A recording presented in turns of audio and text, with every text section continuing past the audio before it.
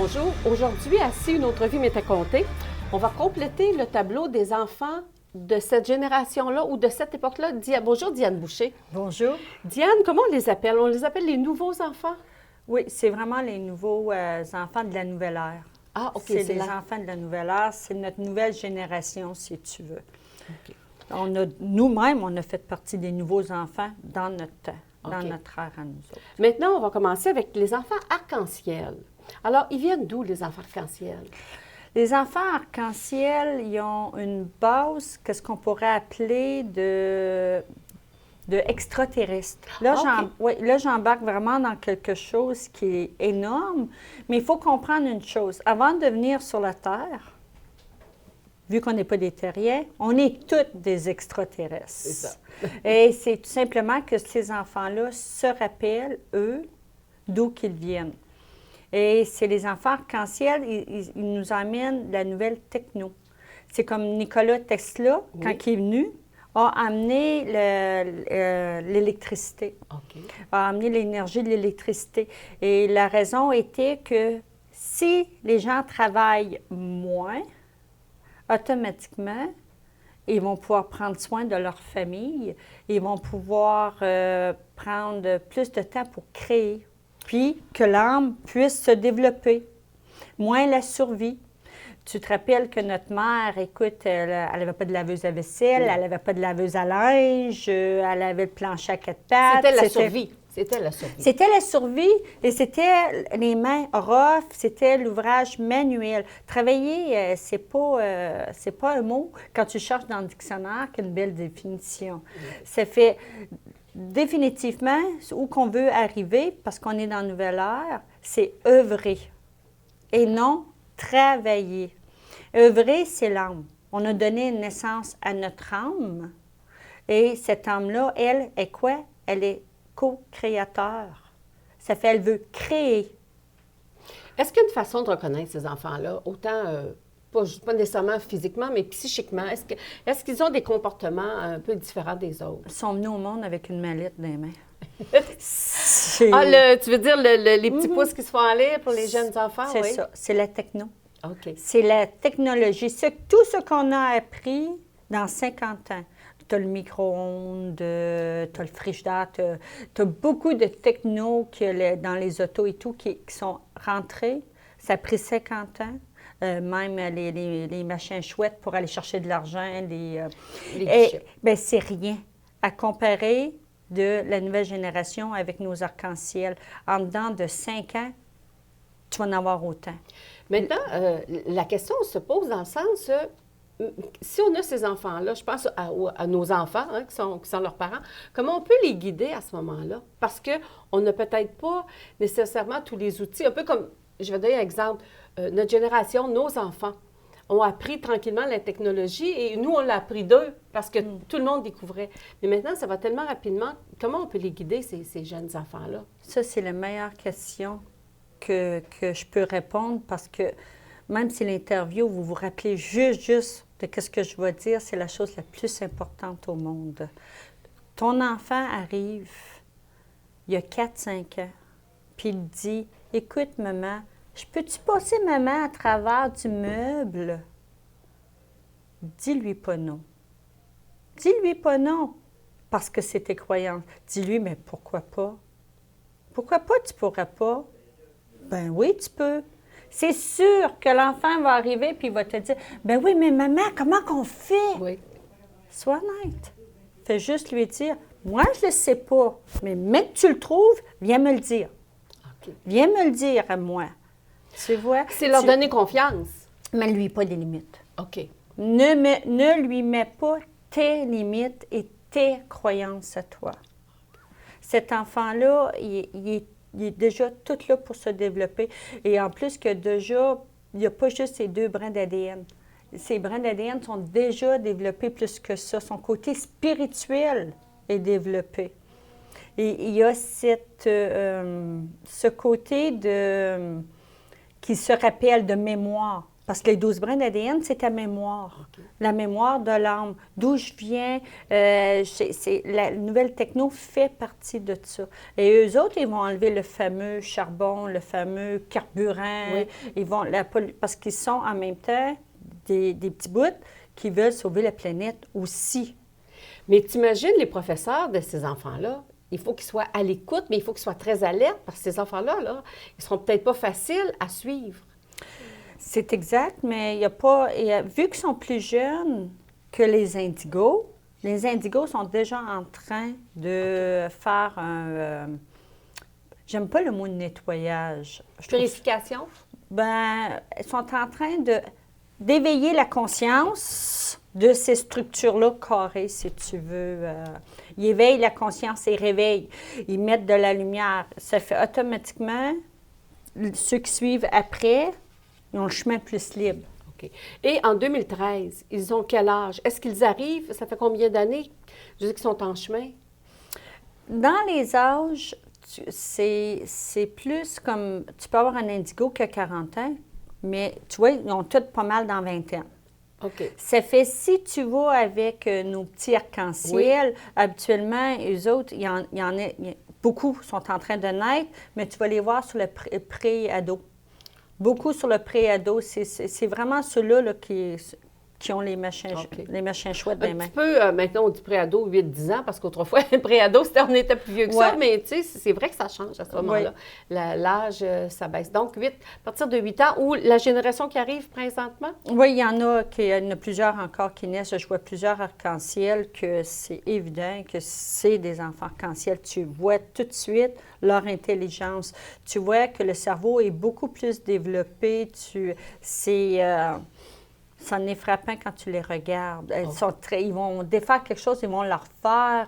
Ils sont rapides. Très rapides et très, très, très intelligents. Ils trouvent des solutions ou que toi, tu vois juste des problèmes. Diane, on va faire une pause, on va poursuivre après. OK.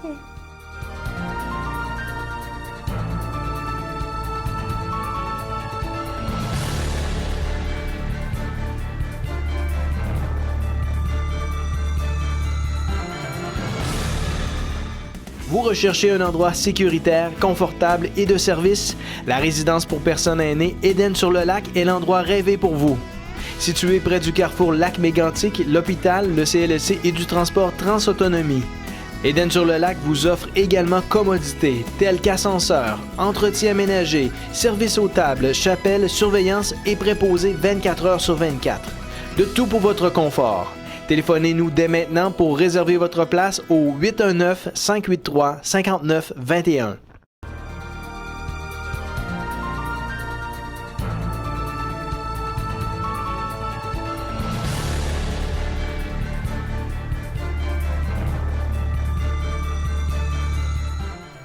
Alors, on poursuit avec les nouveaux enfants. Diane, les enfants or, ils viennent de quel endroit?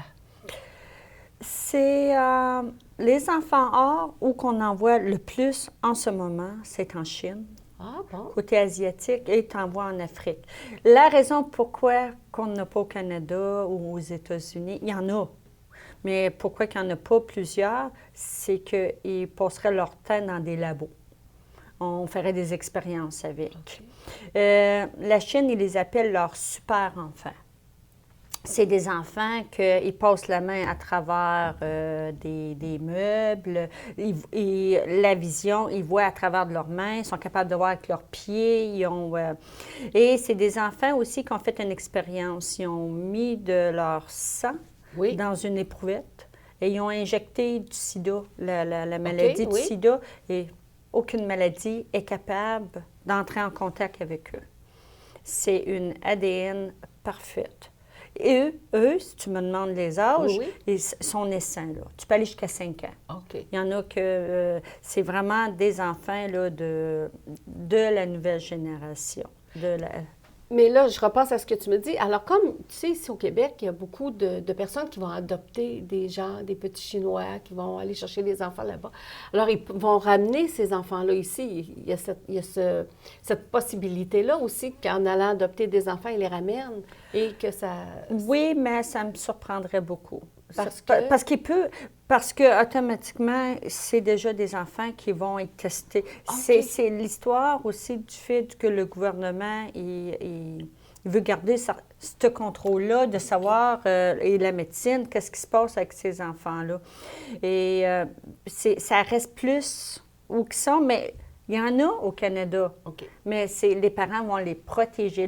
Les parents vont beaucoup protéger ces enfants-là. Puis, parce que on est fait pour être comme ces enfants-là. Oui, en fait, la matière, on sait comment les atomes, comment ça se passe. Quand on regarde dans un laboratoire, les atomes, nos doigts passent à travers. C'est simplement qu'il y a une solidité. Et eux vont connaître la technique pour passer à travers ces objets-là qui sont devenus, que nous, on trouve rigides, mais en fait, on serait censé le faire. Hein, c'est vrai. Pour eux, nous, on voit vraiment en noir et blanc et eux voient en couleur. Et qu'est-ce qu'ils vont nous apporter? Qu'est-ce qu'ils vont apporter à la Terre ou à l'humanité, ces enfants-là? Ils vont apporter sur le fait que là, je vais aller un petit peu sur le côté des gens qui sont décédés. OK. Et quand tu décèdes, tu n'as plus ton corps physique, tu n'as plus ton corps éthérique, tu tombes vraiment dans l'autre monde, l'autre voile. Mais à quelque part, c'est que tu n'as plus de maladie physique. Si tu n'as plus de maladie physique, tu peux œuvrer beaucoup plus, tu peux aller beaucoup plus loin parce que ça ne t'arrête plus. Et en même temps, avec nos arcs-en-ciel qui sont juste avant, avec les nouvelles techno, c'est la télétransportation, c'est la télépathie. Et on est dans l'ère du être. Et on n'est pas dans l'ère du paraître. Et beaucoup me disent des fois, ben oui, mais Diane, c'est juste nos nouveaux enfants qui vont être sauvés. Nous, on va tous mourir d'abord. Non. Non. Parce que voyez-vous, moi, dans ce que j'ai reçu comme message, c'est que l'humain, à cause que la Terre s'élève, peut maintenant vivre jusqu'à 120 ans, en santé. Et regarde comment ils poussent les pensions aussi. Et regarde comment que les gens, ils sont beaucoup de plus en plus en santé qu'avant, à cause qu'ils travaillaient manuellement. Ça va chercher, et ça buvait, et ça faisait, c'était beaucoup plus... Et l'alimentation allait aussi avec la survie. Hein? Oui. Il n'y avait pas ça non plus. Et de plusieurs maintenant qui ne mangent même plus. Puis tu le vois beaucoup, qui respirent plus par la respiration, le prano. Et on parle d'adultes, là. On ne parle pas d'enfants. Ça fait, nous aussi, à quelque part, l'ascensionnement se fait, mais grâce à qui? Grâce à nos enfants. Grâce à nos enfants qui élèvent la terre et qui nous éveillent, nous. Et ceux qui ne peuvent pas, comme adultes, passer, les arcs-en-ciel vont nous emmener la techno pour y aller. Que ce soit la télétransportation, que ce soit... avant, la télévision, on parlait de télévision, c'était impossible qu'on puisse nous voir dans une petite boîte carrée. Tu vois? Mais ce qui est impossible est possible. Ce qui est invisible devient visible. Et c'est tout. À ce point-là. Ah oui. Et c'est pour ça que... Mais la seule affaire, c'est vrai que juste les enfants qui vont passer. Ça veut dire l'enfant à l'intérieur de toi. Okay. C'est ton enfant intérieur qui est sur le être. De toute façon, le corps on s'en dépouille au moment de la mort. Ça revient un peu à ça aussi. Là. Mais la mort n'existe pas. Dans ce sens-là, non. Merci, Diane. On prend une pause et on continue. Merci.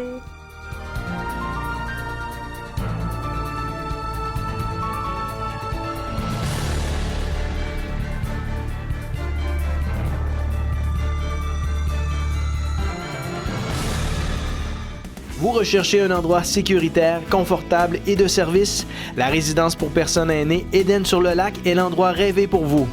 Situé près du carrefour Lac-Mégantic, l'hôpital, le CLSC et du transport Transautonomie.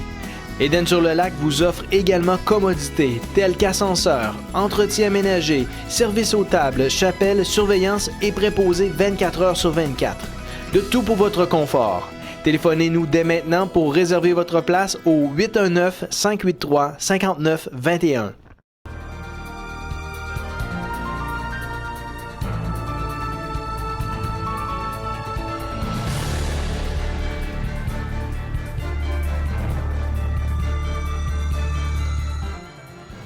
Bon, on va récapituler un peu. Qu'est-ce que c'est que les enfants indigos? Ils sont là pour démolir des vieilles croyances. Peux-tu me donner un exemple? Justement, l'école. Oui.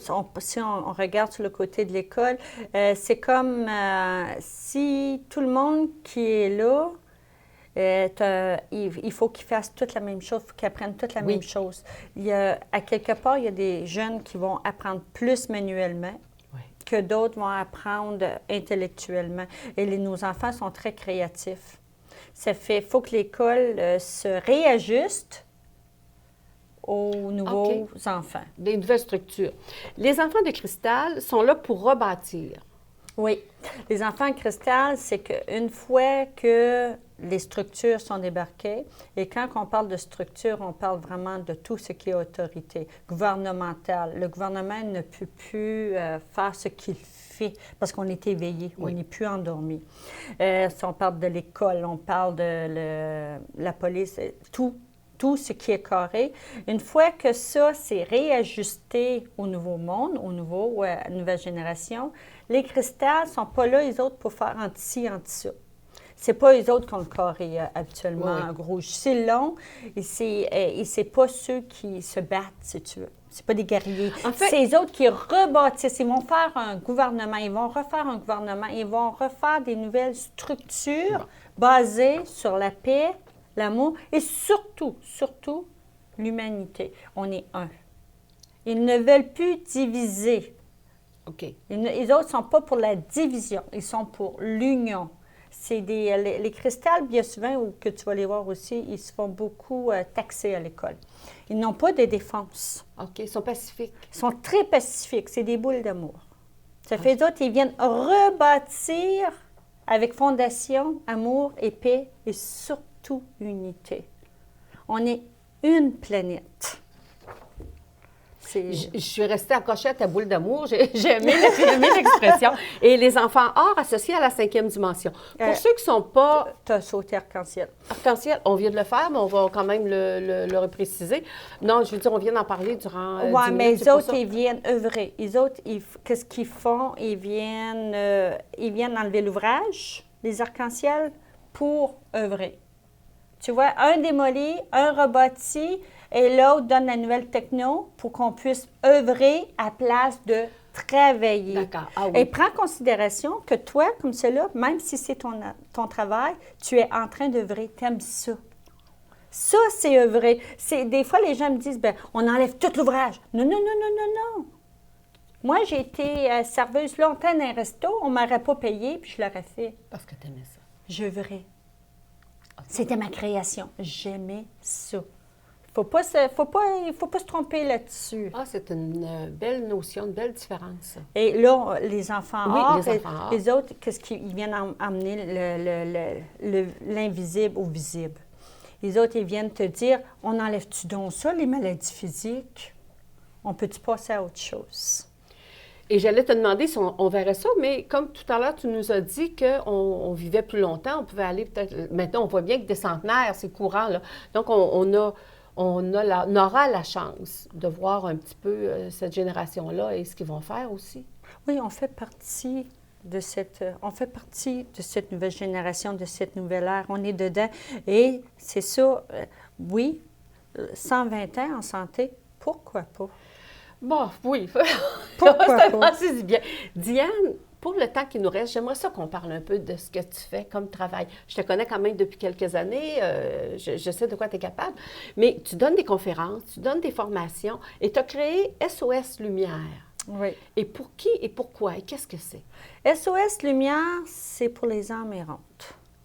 Nous allons dans les maisons et je déteste quand quelqu'un dit « on va aller chasser les fantômes ». On ne va jamais chasser un fantôme. On va libérer les âmes errantes. On va leur montrer où quelle est la lumière. Et je vais finir sur la note que j'aime beaucoup. Parce que les gens me disent, qu'est-ce que la lumière? Je suis tannée d'entendre parler de la lumière. Bien, la lumière, c'est l'amour. Okay. Ben oui, mais c'est quoi l'amour? Bien, l'amour, pour tomber en amour avec quelqu'un, avec quelque chose, c'est de la connaissance. Tu le connais. C'est quoi la connaissance? C'est le savoir. Fait qu'est-ce que la lumière? C'est l'amour qui est la connaissance, qui est le savoir. Ça fait, la personne décédée, quand tu lui dis, tu n'es pas un être humain qui essaie d'être divin, mais tu es déjà divin, retourne d'où tu viens, tu es juste divin, puis tu as essayé de faire une vie humaine. Et c'est ça qu'on leur dit. Ça fait retourne d'où Vers tu la viens. lumière, retourne d'où tu viens, c'est ça. C'est pas un lieu physique et c'est pas un c'est endroit. un état d'âme. C'est un état. OK. C'est un état d'âme, un état d'être. Ça fait, parce que de l'autre côté, ils n'ont plus de physique. Et comment tu te sens quand tu travailles avec ces âmes-là? Moi, j'ai plus de difficultés à cause de ma vision. C'est pour ça que j'ai du monde qui travaille avec moi, qui ne voyait rien, qui n'entendent rien, puis qui est super, parce qu'on a les enregistreuses et tout. Et c'est que c'est dans ce temps-là, si tu vois quelqu'un qui... Parce que ceux qui sont pris, bien souvent, il y en a qui n'ont pas fait une belle vie, OK? Non. Ça fait, quand tu ne les vois pas, c'est plus facile de leur dire de retourner d'où qu'ils viennent. Ça fait, j'avoue, que si tu écoutes... Moi, ce que j'aime, c'est, oui, une fois qu'ils sont partis à la lumière, ils sont lumineux parce qu'ils redeviennent qui ils sont, des belles âmes, mais la petite fille de 5 ans qui a peur, bien, elle, c'est de dire, regarde, c'est comme ça qu'on le fait, de lui redonner son pouvoir à elle.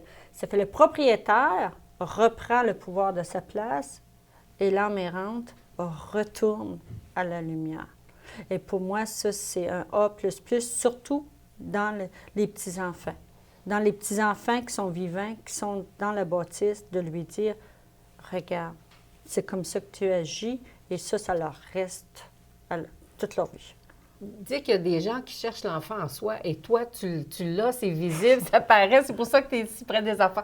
On termine déjà. Je te remercie énormément d'avoir accepté notre invitation et j'espère qu'on aura l'occasion de se revoir à un moment donné. Merci. Ça c'est certain. Merci. Merci.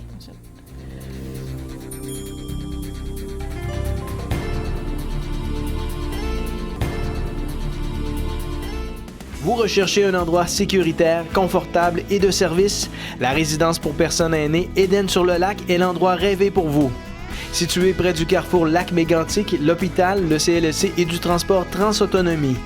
Éden-sur-le-Lac vous offre également commodités telles qu'ascenseur, entretien ménager, service aux tables, chapelle, surveillance et préposé 24 heures sur 24.